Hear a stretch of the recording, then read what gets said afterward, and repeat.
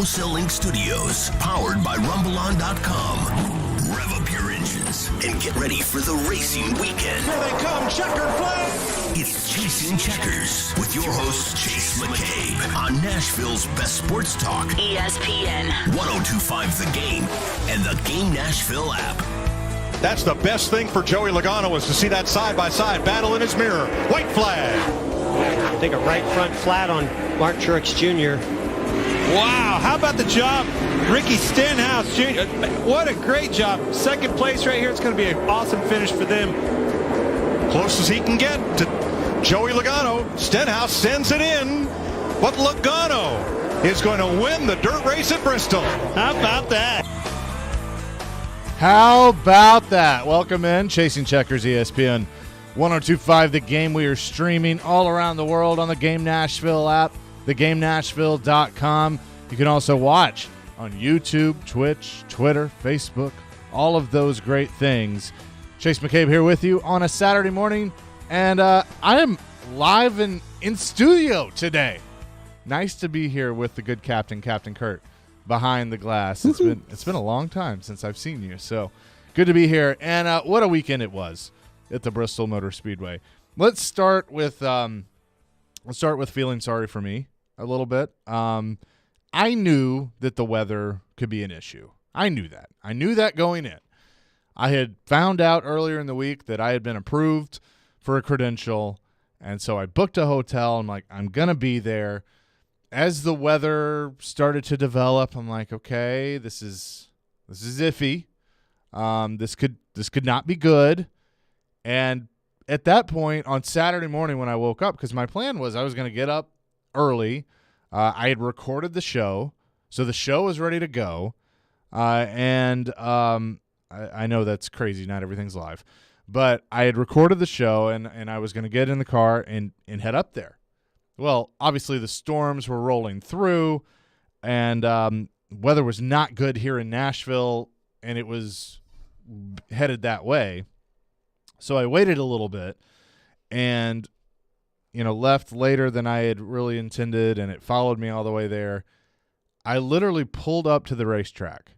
When I say pulled up to the racetrack, I mean it's right in front of me. I pulled up, I stopped, and I see all these people walking out, and I go, well, this isn't good. That is never good. And I had been listening to SiriusXM, to Claire B. Lang. They do a fantastic job. They were keeping everybody abreast of the situation. The trucks had run one lap of the heat races, and before they called that. And so I'm keeping up on Twitter, but obviously traffic was bad, and when I got there, I looked at Bob Pockris' tweet from Fox Sports that they had canceled everything that night. So I'm like, all right, go to dinner and just hope and pray that I'm going to wake up the next morning. And I knew the rain was coming, but, that it would clear out enough for them to get it in that day. By the time I got done with breakfast, they'd made the call to move it to Monday. And with my midday show duties, I had to pull the ripcord, as Darren McFarland says, and headed back to Nashville. So I watched on TV like everybody else. I knew the risks, but when you love something as much as I love racing, you want to chase a dream, sometimes risk, that's part of the game. So, but I'm here to recap everything for you as we always do, so we'll get after it. And going into the weekend, if you remember, in Sunday Money I changed Sunday Money from Saturday to Monday. So it went from Sunday Money to Monday Money because of practice and just looking at some things. I thought Kyle Larson was going to run away with this thing. I thought Kyle Larson and Stuart Friesen were going to be the ones to watch in the truck race, and then I thought that maybe Friesen would have something in the cup race. Didn't know about the equipment, but I knew Larson, Christopher Bell, the dirt racing experts would be the ones to do it. Boy, was I wrong, and we all were wrong. Martin Truex Jr. absolutely dominates the truck race. Like, it wasn't even close. Dominates the truck race. Never, he didn't run dirt. He was not a dirt expert. I think he might have done one of Tony Stewart's Prelude to the Dreams at Eldora a few years back when they used to do that with the modifieds. But he dominates that. Starts off the cup race in dominant fashion. But ultimately, it's Joey Logano being the one to win the first ever dirt race at Bristol Motor Speedway, the first Cup Series dirt race in over 50 years. Joey Logano is not a dirt expert. In fact, he was on Darren Donick and Chase about a month ago. He said he'd gone to Volusia down when they were in Daytona to run the modified and to get some experience on dirt. He was in a simulator. And a lot of these drivers that didn't have the dirt experience credited iRacing and how realistic it was and the sim for getting them ready for this. So that's amazing that they have that type of technology to be able to use that. But Joey Logano ends up being the one, his first win of the season, and he talked about it after the race. Yeah, to be, the first team to be able to win on dirt in the Cup Series, in 50 years or so, that's something that I'm very proud of this team, because this weekend, coming into the week, you just don't know, right? I said that's the phrase of the week. I don't know coming into this, and you didn't know what you had to work on in your car. You didn't know how the race is going to play out. You don't know how the track's going to change, and it's just watching and studying and getting in a dirt car for a few races and in Volusia and running a heat race here a week ago. So all that kind of helped out and played out for us.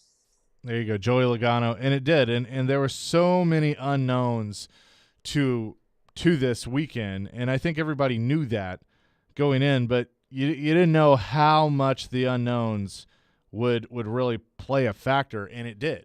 But it also made it exciting. It made it fun.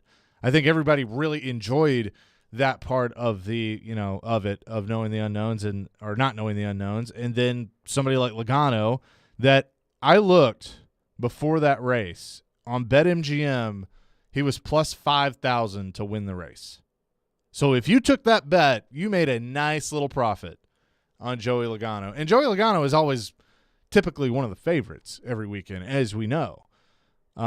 So that's what – and Vegas had a hard time handicapping it, which was great. So it gave us everything that we expected. It gave us – and that was the unexpected. And that was the best part of it all. Was that. So Joey Logano, as we said, gets that win, his first of the season. Let's take a look at the standings, or I'm sorry, the finishing order, the top 10 in this one. Joey Logano led 61 laps in the win. Ricky Stenhouse Jr., who is a dirt expert, definitely had a good run coming home second. Denny Hamlin led only 1 lap. He finishes third. Tried the move there at the end. It wasn't enough. The story of the day, which we will get into, leading 58 laps, Daniel Suarez. I believe I read that's the most he's ever led in one race. He had going into this weekend in his career, he had led 200 something laps, I think, total in his career for Trackhouse Racing, which is a new team. Justin Marks and Pitbull are the owners of that. So he finishes 4th. Ryan Newman spins out early in the day, finishes 5th. William Byron 6th. Tyler Reddick comes home 7th. Ryan Blaney 8th, Eric Jones 9th, and Chase Elliott, the defending Cup Series champion, comes home 10th. So that is the top 10 from this weekend at the Bristol Motor Speedway. Ricky Stenhouse Jr. was very complimentary of the crew, the track crew, and all the work that they had to do over the weekend because, as you know, dirt does become mud once it gets wet, and it was very saturated throughout the weekend, but he said that the crew did an amazing job getting the track ready. Steve and the boys did a great job. Obviously, I watched every race last week, and they did a great job with all the race cars on the racetrack, knowing that they had to prep the track a little different for our race cars. Obviously, you can't have it wet with the cars overheating and our grill screens and windshields and things like that. So they prepped the track to the best of their ability. Obviously, all the rain didn't help, and they reacted and did stuff as best they could, and came out here last night just to check out the track and kind of talk to them about what they were going to do between the stages and the competition cautions, and I think they did a great job. May have got a little bit behind there. When we started running single file, all the dust just sat in that second lane, and so I was one advocating for single file restarts, and I felt like NASCAR did a great job adapting to that because, like Steve O'Donnell said, that's things that you see in dirt racing when track conditions just change and kind of out of your control at that point. But I think it made the racing better and a lot better there at the end. So, hats off to everybody at NASCAR and everybody on the track crew. Ricky Stenhouse Jr.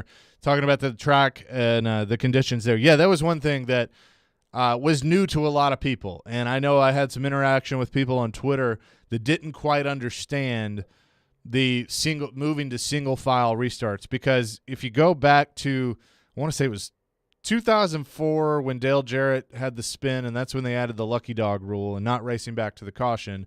And then soon after that, they added, going to double file restarts. Usually it was at the beginning of the race was the only time they were double file with lap leaders, and then you'd put the lap down cars on the outside. They changed all that. They moved to single file during this race because of the dust. It was getting very dusty, very hard to see. The sun coming down through it made it difficult, and so that's a typical dirt racing rule that they do that. And something else to consider, that dirt races usually don't have that much racing on them in one day. You had 2 races that you had to get in. You had to have the truck race and you had to have the cup race. And so would the track hold up? And obviously it was getting very dusty. And so, the dirt racers were used to that. And I know a lot of NASCAR fans were going, what the heck is going on? Why are they going to single file restarts? But it ended up working out. That's just, the rule. That's kind of what they needed to do to make it as safe and competitive, because otherwise you're going to keep having a ton of cautions, which is what happened on restarts. I mentioned Daniel Suarez coming home 4th for the Trackhouse Racing Team, and honestly, it looked like he was going to win the second stage, and then that's when Logano took the lead and never looked back. But this was huge for them, because not only was it huge for Daniel, who, let's be honest, he's struggled in his Cup career. He was forced into the Cup Series when Carl Edwards retired unexpectedly. And so he had won the Xfinity Championship, had done well for Joe Gibbs Racing, but I think many felt he wasn't quite ready for the next level yet. He moves into the 19 car. It never really clicks. Then he goes to Stuart Haas for a year, and that, that doesn't work out. It's only a year. They make room to bring Cole Custer in. Then last year he's with Gaunt Brothers, not a very competitive team. Trackhouse starts. Justin Marks had been wanting to start a Cup team. They start their team. Pitbull gets on board as an owner, and obviously the Hispanic connection there between Suarez and Pitbull, and that seemed to fit. And now, in a very short amount of time, they looked competitive. And he talked about racing on the dirt and what that run meant to him. To be honest with you, I love racing at Bristol. It's one of my favorite racetracks. But when they announced that we're going to be coming here, with dirt in one of the races, I wasn't too sure about it, because I never been on dirt in my life. In Mexico, we don't have ovals in dirt, at least that I know. Honestly, I just very, very proud of my team that they brought a very fast car, and I was able to learn as I went. But it was a challenge. Last probably 5 days ago was my first time ever on a dirt car, and it was a lot of fun. I really enjoyed a lot, and I enjoy a lot as well the entire weekend. So, overall, I felt that we were very close. That always bring a smile to my face, but it wasn't close enough. So we have to keep working, and now I'm excited actually that we're going to come back next year with another shot to race and compete for the win in Bristol on dirt. Daniel Suarez on his 4th place finish. Yeah, that's what's crazy, and he's not the only one, but had never been in a dirt car, really had about a week of experience, and then he goes out and gets a top 5 leading laps. That's awesome. That's fantastic that he was able to do that. And I talk about confidence a lot in any sport. If you're a team that's been struggling, like when the Predators were going through their struggles and then they go on that win streak, that's a confidence builder. Somebody like Daniel leading laps. He didn't win the race. He didn't win a stage. He didn't win anything. He finished 4th. But leading laps, can do so much for a driver because he's going around, he's hitting his marks, his spotter and his crew chief are telling him his time, saying, you're doing a good job. And in his head, he's going, I'm leading in the Cup Series. I'm leading laps in the Cup Series. This isn't a pit cycle, stay out, lead a lap, come in. This is I am leading competitive laps in the Cup Series. That will do so much for a driver, and they have resources. Trackhouse has resources. Are they at the beginning? Yes. And they're going to get this car figured out, and then they're going to throw it in the trash because the new car is going to come out. But it's all about confidence with them, and they're showing confidence in their driver by giving him this equipment, and he is building confidence in himself by running that way. So a very, very awesome day for Daniel Suarez. Finally, before we head to the break, Steve O'Donnell, Executive Vice President of NASCAR of Competition. He's the one that kind of runs all this stuff, basically. He gave his general thoughts on the weekend at Bristol. A few days here at Bristol, I think the industry had everything thrown at it. You know, when you think of the challenge of coming into this weekend just to race on dirt, how much went into that. But then you add on the fact that we experienced flooding, hail, a day race with unbelievable sunshine, more laps with a truck in a cup race than you'd ever put on a racetrack normally if you were conducting a dirt event. So all in all, really proud of the industry for setting this up, for getting the racing in for the race fans, knowing it was a challenge for our fans to stick around on Monday. An incredible crowd turned out here today, and we're really proud of that. Certainly learned a number of things during the race and throughout the week that we can apply as we go forward in 2022. But, you know, all in all, I'd give it a thumbs up with some things to learn. The fans had asked us for years to look at innovation around the schedule. In fact, we've been taken a task for not making some moves, and we were bold and aggressive this year. And I'm proud of the team for doing that. I'm proud of the industry for taking a chance here. And Marcus Smith and his team and what Steve Swift did for putting this track together was incredible, the amount of hours he put together. So really happy for the work he did as well.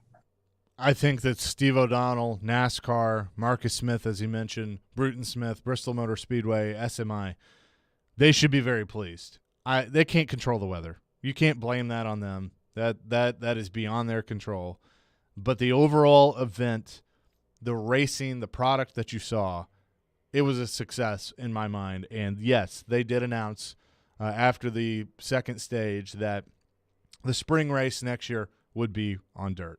And what's cool about that is, hopefully, fingers crossed, that means 100,000 plus can pack that place and really take it all in. And hopefully the weather can cooperate, and I can be one of those people next year. We'll talk about the evolution of NASCAR, and you know, I've talked about these new ideas and trying new things, but I'm going to take it a step further. With Bristol on dirt again next year, with the schedule and with the teams, with a team like Trackhouse, and what that can mean for the sport. It is Chasing Checkers, presented by the Nashville Super Speedway. You can go to NashvilleSuperspeedway.com to get your tickets for the Ally 400 weekend, June 18th, 19th, and 20th at the Nashville Super Speedway, or call 1-866-RACE-TICKS. Chasing Checkers, ESPN 102.5, The Game, and the Game Nashville app.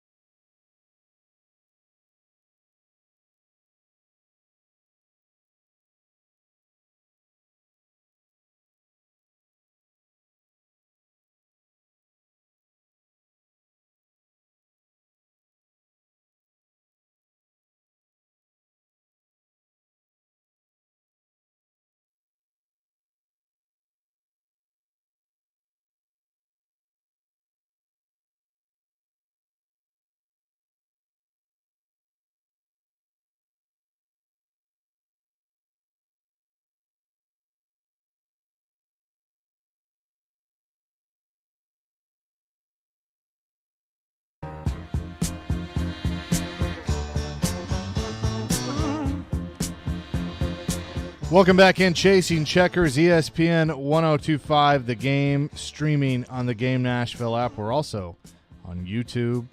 We're on Twitch, Twitter, all these things. You can watch the show each and every week. Chase McCabe here with you. And again, we're on every week at 9 o'clock. So right now here in the studio, good to be in the studio again.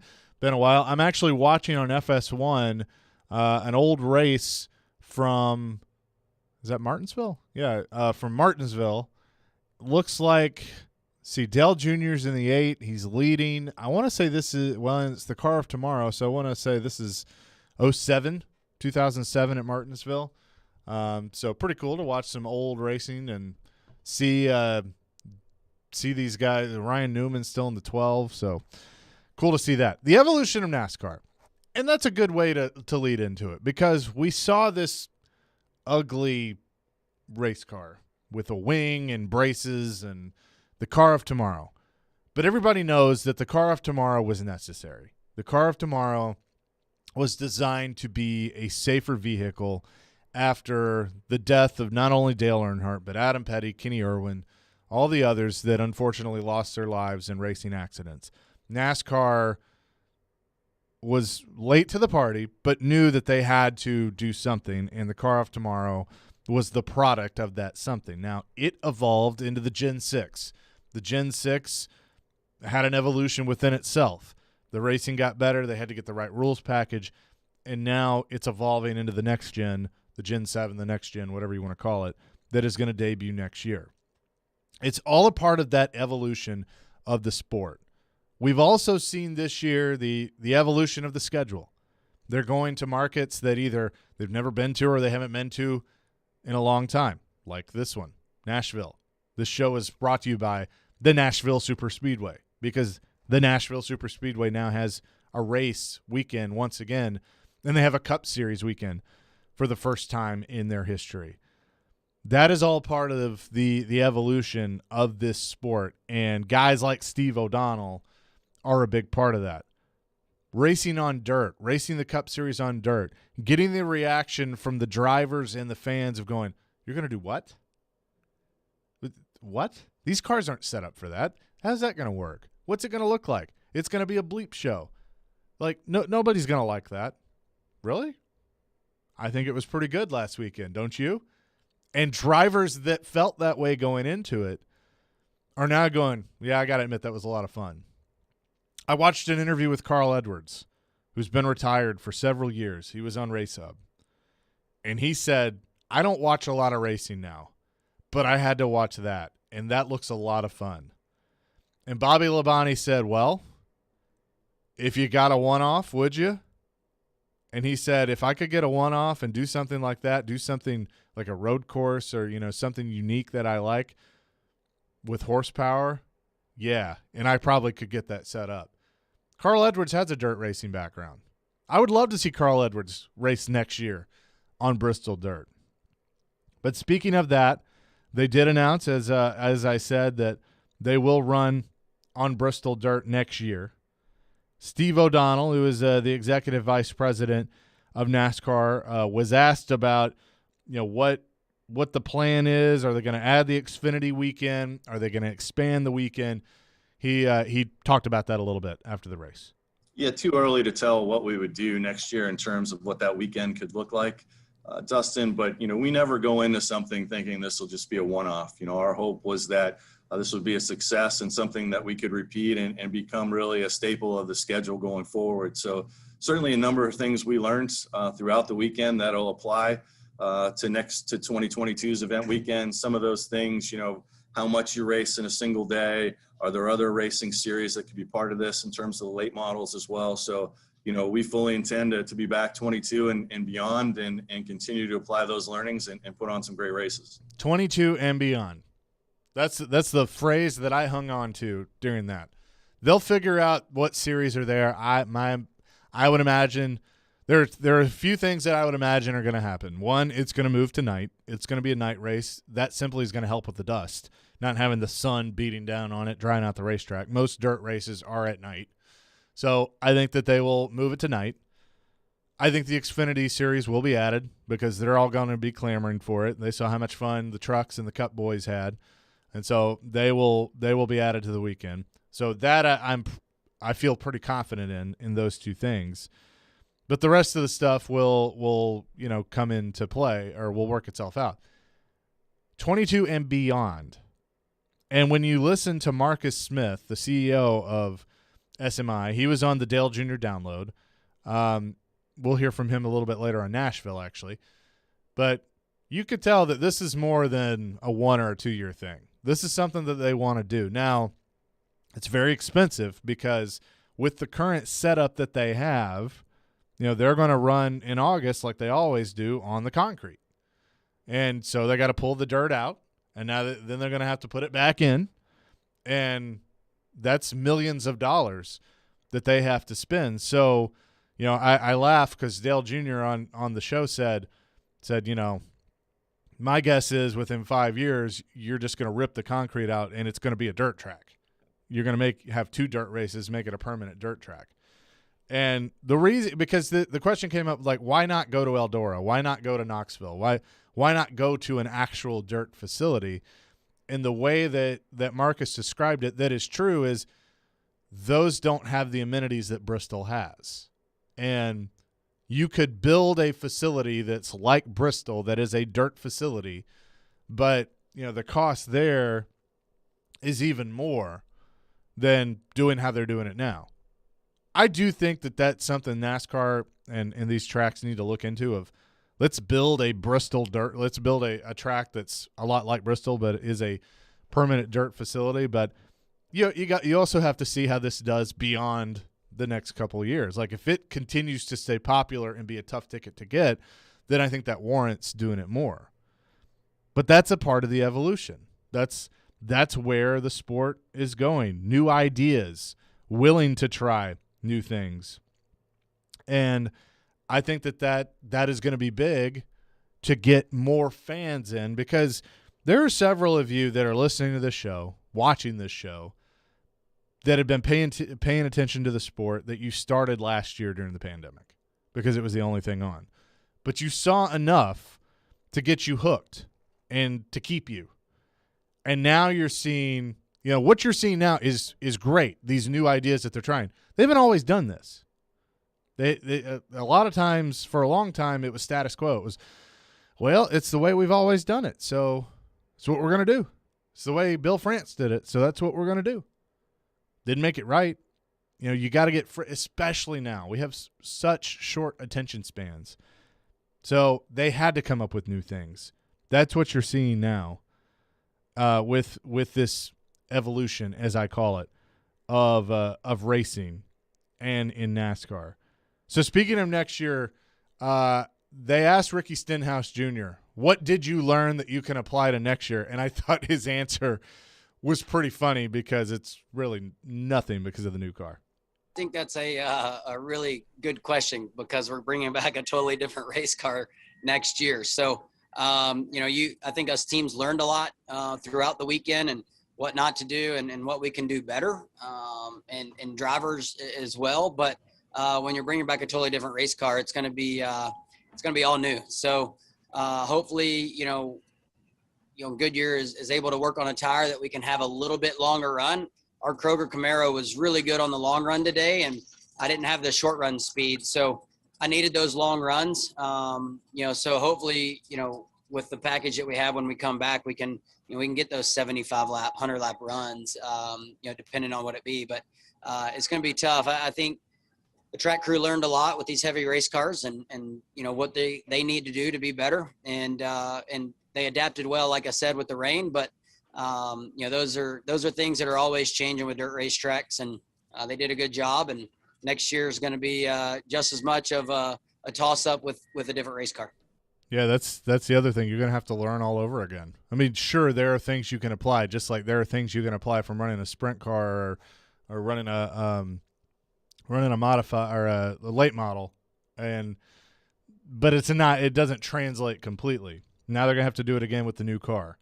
But the point is they're willing to do it. They're willing to try new things and to change new things. And Another thing that I took out of post-race is, whenever you try new things, the question is going to be, well, is there anything that happened with the weekend that you could apply to other places, apply to other races?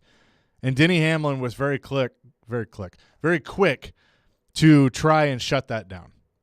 No, I mean, pit stops has been part of NASCAR racing for a long time. I think on the dirt, absolutely leave it as is. We don't need to have competitive pit stops when it comes to dirt, but you can't keep cutting the grass. Cut this, cut that, cut this, cut that. Eventually you're down to dirt and you got nothing left. So you can't keep cutting the grass, and the grass is our racing and NASCAR racing. So hopefully we can keep things somewhat a little bit authentic from the way it's been for a long time. But absolutely, I love the nimbleness of our schedule. They were able to take us to a Bristol Dirt Race. We're going Circuit of the Americas, so a lot of different venues. That part is very, very positive. But definitely don't want to see them cut out any more competition when it comes to little stuff like pit road. And that the question there was about the pit stops, because they didn't have live pit stops. And the reason they didn't do that, somebody asked me that on Twitter, of why they didn't have regular pit stops like you see every week. Because they didn't put dirt on pit road, but obviously there was pebbles and things that would come off the racetrack that were scattered about pit road, and it was dusty. And NASCAR didn't want to have the guys jumping over the wall, running around a race car with race cars coming down pit road, and risk slipping, falling, getting hit, things like that. It was a safety issue. And I totally get it, because you don't have live pit stops in dirt racing anyway. And so the question was, well, could you see them doing that at other places? And he used the analogy. You can't keep cutting the grass. Pit stops are a part of the competition, and they are. You can win and lose races on pit road because of the human element. So I totally agree with him on that. Don't touch pit stops outside of a dirt weekend. Like, I'm fine with the way they did it this weekend. The race breaks, all that stuff. That's dirt racing. That's old school. But don't touch it for moving forward for the others. So I thought that was interesting. And real quick, I know I'm going way late on these segments, but that's okay.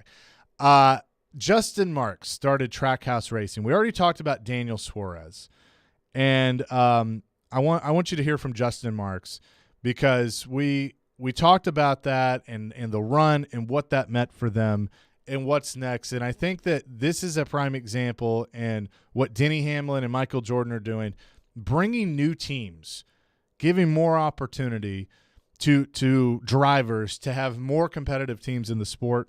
And Justin Marks is trying to do just that with Team Trackhouse. It was a great day for our team. It really was. I mean, we have, we believe that we're capable of doing great things in this sport, and it comes down to just trying to prepare as best we can, week in and week out, making sure that we all rally behind Daniel and give him a piece of equipment capable basically exposing his talent and his ability to the best possible level. So I think we did that yesterday. I mean, I think nobody really knew what to expect going into this race. But I know that we kind of relished in the fact that we could, sort of leave our computers in the truck and kind of go racing old school and look at tires and communicate with Daniel and just kind of look at the racetrack and make changes on the fly. And I think the guys really relished that and leaned into that and enjoyed that. But it was really, really, really nice to watch. It was just nice, nice momentum for the guys and a lot of confidence, big confidence builder for the guys. And it was a special day. Justin is scheduled to join us on next week's show, actually. But my point in playing that is I think that NASCAR has made it a point not only to bring in new fans, but to bring in new drivers, bring in new teams. You remember the old days when you had a field of 43? I want to get back to that. There's something about 43. It's Richard Petty's number. He's the greatest of all time in NASCAR. There's something about that.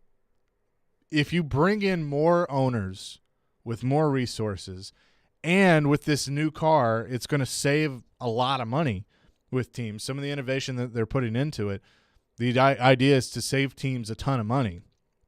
where it costs less to build a car so you can build more cars for less. You open so many doors that way. Bring in new owners, bring in new drivers, make it where it's, not the same 5 guys winning every week. Like, I love how this season has started with different winners every week. That's what fans want to see. So I think this is just the first step in all of this. And Justin Marks, Pitbull, Team Trackhouse, Daniel Suarez, they're at the forefront, as are Denny Hamlin, Michael Jordan, and the 2311 team, and Bubba Wallace. So I hope to see even more owners and manufacturers maybe here in the near future. It's Chasing Checkers. It's all presented by the Nashville Superspeedway. You can get your tickets at NashvilleSuperspeedway.com or by calling 1-866-RACE-TICKS. June 18th, 19th, and 20th, with the Ally 400 being the big one on Sunday on Father's Day. The Cup Series returning to the Nashville area for the first time since 1984. When we come back, we'll talk more about racing in Nashville and what that means, what is next. We will do that when we come back here on Chasing Checkers on ESPN 102.5 The Game.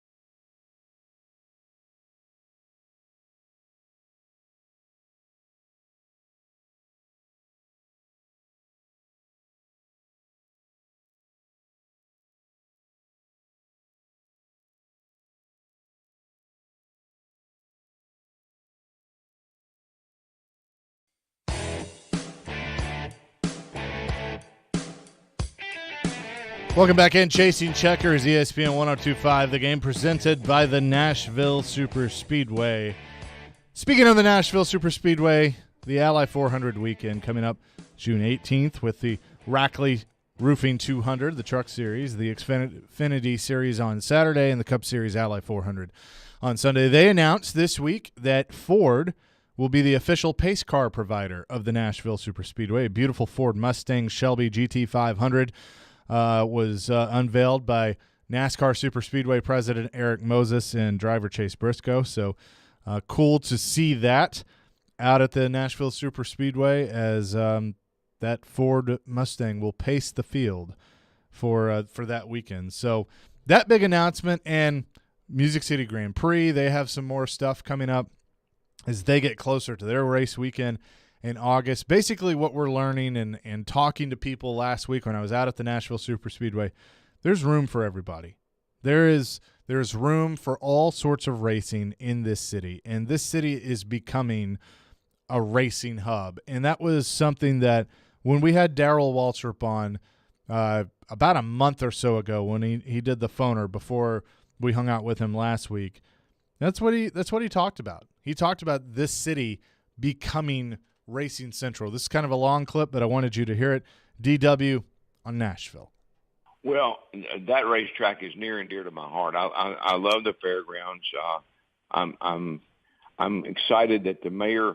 One of the reasons that the mayor and I became friends was because he liked the fairgrounds and he was committed to doing something with the racetrack. He was not going to let them tear it up or get rid of it, and I was happy about that. Marcus Smith and Bruton and Jerry Caldwell, they have a vision for that racetrack. Fans clamor all the time. All they talk about is more short tracks, more road courses. Well, this year we've got more road courses, and I think eventually the schedule will have a place for the Nashville Fairgrounds to be on the schedule somewhere down the road. It's going to take a couple of years to renovate it. It hadn't had anything done to it in a long, long time. And maybe never. I can't remember anything being done to the track since it was renovated to the way it is today. So they got their work cut out for them. But I think when they get done with that, I don't know how the super speedway out in Lebanon. I don't know how that'll do long term. But you remember we would race at Raceway Park, which is a little half-mile racetrack outside of Indianapolis. Yep. They had raced there on Friday night, and then the guys would run the Cup race on Sunday. I mean, I could see a number of variations of something like that where we raced Xfinity cars and trucks maybe there on a Friday or Saturday night, and the Cup cars at the Super Speedway on Sunday, or even vice versa. But there's this market. Look, we got Indy cars coming to town, and they're going to be running through the streets of downtown Nashville this year. That's exciting. And we've got Cup cars coming to town. That's exciting. We all know, you know, I know, we all know Nashville has become a destination. People are moving in here every day, and most of them from California, by the way. But a lot of people are moving into our area, and a lot of people that move here are race fans. And I think NASCAR, Mike Helton, the president of NASCAR, he loves the Nashville market. He always has. And so that we just got a lot going for us, and we just got to capitalize on all that and get the fans excited and involved. And who knows, this could be Nashville may become the hub of racing one of these days. I think that's what NASCAR wants. You know, IndyCar clearly coming back here. You know, many forget they raced out at the Nashville Superspeedway for a long time. Now they're going to have the Grand Prix. I believe that racing wants Nashville to be a hub. I believe that race fans love it because it's like, oh, hey, I got an excuse to come to Nashville 2 or 3 times a year. Not that you really need one, but you know, you think about it. If the fairgrounds get a race too, which they're going to have Tony Stewart's thing coming this summer in July, but if they get a Cup weekend and you have 2 Cup weekends, you have one at the fairgrounds, one out at the Superspeedway, I'm telling you they're both going to be successful. And I hear people go, well, I don't know how the Superspeedway is going to work. It's, you know, the racing wasn't always great.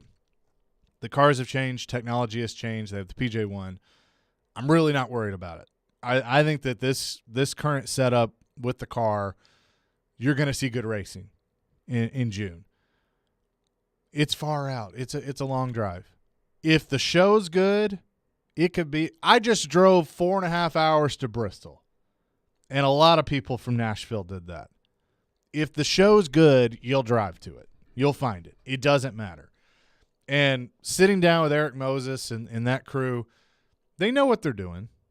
They know how to put on a good show. They're going to learn a lot coming up in June, and it's going to be even better for years to come. So I'm not worried about having too much. This city, there is no such thing as having too much. And as Eric Moses told us last week, there is room for everybody. Yeah, I think, Nashville is becoming motorsport central, if you will, given all the activity that'll happen this summer. And What I think is that what is good for the sport is kind of good for all of us, and I think we can all coexist. This place is growing in terms of population and people moving here from all over the country, like myself and like many people on my staff, but people also want to visit here. And so I think it might be a little different if we were a different market, a different sized market, less of a tourist destination. There might be a little more kind of, I won't say hard feelings, but people might have sharpened their elbows when you're all launching brand new events at the same time. But in a place like this where we all know we're selling this marketplace, I think there's room for everyone. It's brilliant that they're all launching at the same time because you're getting just your crazy race fans like me that just love, anything with four wheels and a motor, that you're getting those people. You're getting the IndyCar fans. You're getting the NASCAR fans. You're getting music fans. You're getting fans that just like a party. I mean, you're getting everything. And that's what you're going to have with both of these weekends, with the Father's Day weekend with NASCAR and the Super Speedway, and then August with the with the Music City Grand Prix.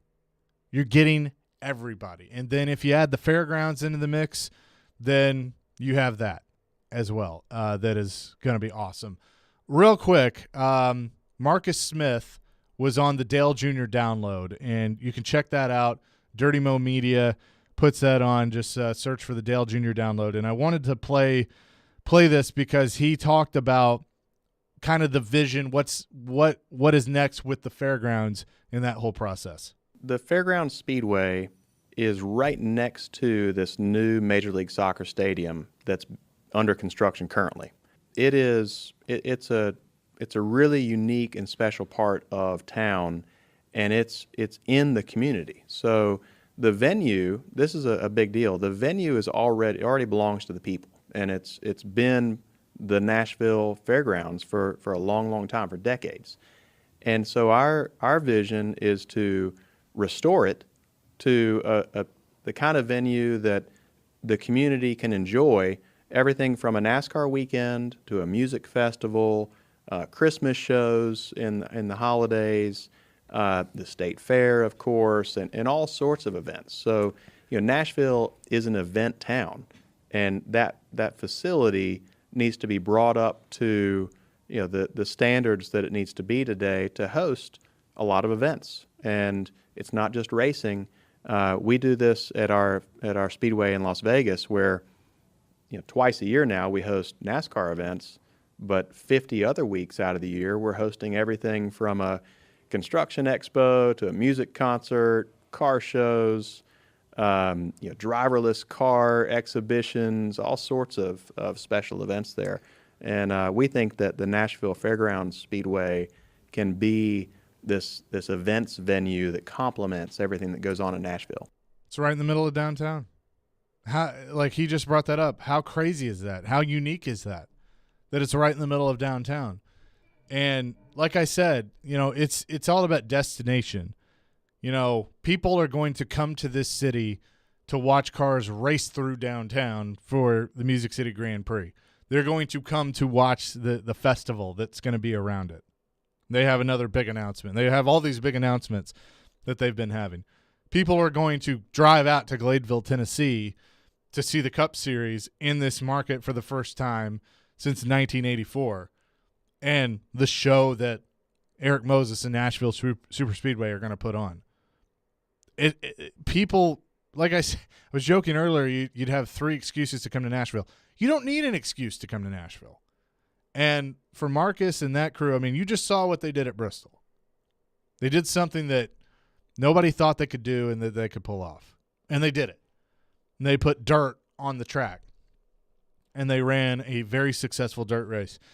If they come here, the race you'll go to the track for a concert or for a show, expo, whatever, and oh, by the way, there's a race this weekend too.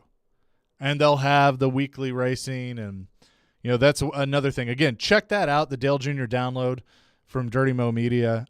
Dale and his crew, Mike Davis, they do a great job with that show, and because they go into more detail on kind of the, people are worried about the noise.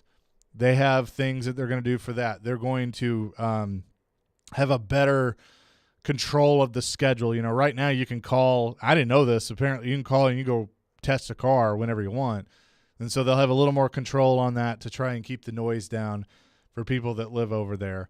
But they want to make it a big deal. They want to make it a destination for racing and for entertainment, because Nashville is such a destination. And by the way, having a state-of-the-art racetrack next to a state-of-the-art MLS facility sounds like a pretty good idea too. So I love it. I love that Marcus Smith, it was an amazing eye-opening interview with him, just because you can just see as he's talking, there's constantly something going through this head. Like, he talked about putting a roof on Bristol. Like, what? I mean, there's all these things. North Wilkesboro, So I love it, and I can't wait to see the continuing evolution of Nashville and when it comes to racing. So hopefully it all happens very soon with the fairgrounds, and we know what's going to happen in June and August with the Nashville Superspeedway and the Music City Grand Prix. All right, so now that moves us into the portion of the show where we preview the weekend. And Cale Yarborough on the pole. No, I'm just kidding. Off this weekend, obviously, with the Easter holiday, as is tradition. In fact, if you remember, back in the day, the Busch Series actually ran at the Nashville Superspeedway the day before Easter. And they got that weekend because it was an off weekend for Cup, and it was brilliant because guess who generally showed up? Kevin Harvick, Kyle Busch, Carl Edwards. All the Cup drivers would run that weekend in the Busch Series, because then they'd be off Sunday with the Cup Series. But kind of a throwback there. So we're going to do Sunday Money a little bit differently this week.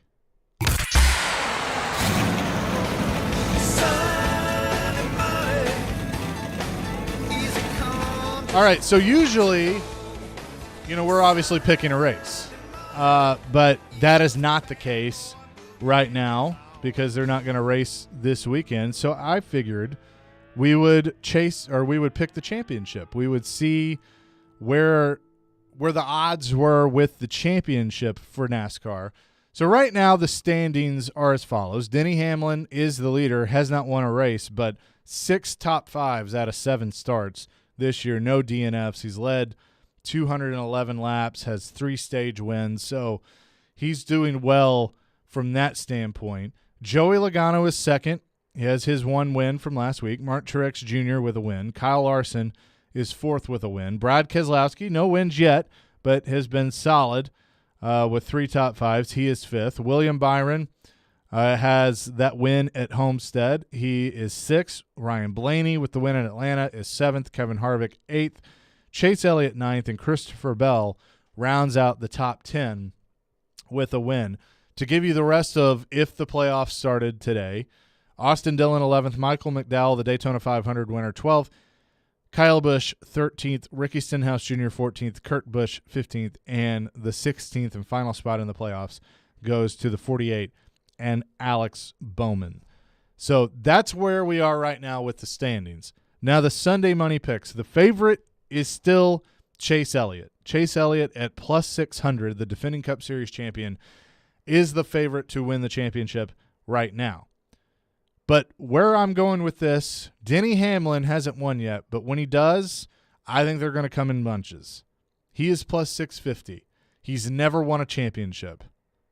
I'm not ready to say he's for sure going to win it this year because you never know what's going to happen, but I feel pretty good about him having a good shot at it. His teammate, Martin Truex Jr., I have him second, plus 700, and then Kyle Larson in his first year with Hendrick Motorsports at plus 850. He is in the best equipment that he's ever been in. He's got, obviously, a lot of confidence running with that team. He's already got a win. He should have 2 wins after dominating Atlanta. And then the long shot, his teammate, William Byron, plus 1,400. Now, I know he's fallen off a little bit since his win at Homestead, but I still have a lot of confidence in him, and there's a little bit of that Jeff Gordon in him that he might break through and do even more. So there you go. There's Sunday money for this week. The championship ship edition with it being the off week. So whenever they have an off week, that's how we're going to do it. That is going to do it for this edition of Chasing Checkers. It has flown by as it typically does. Appreciate you all for joining us. You can check out ChasingCheckersRadio.com, theGameNashville.com for extra content, and follow us on Twitter at Chasin_Checkers and on Instagram at Chasing Checkers Radio. I'm Chase McCabe. We'll be back next week at 9 o'clock here on ESPN 102.5 The Game in the Game Nashville app.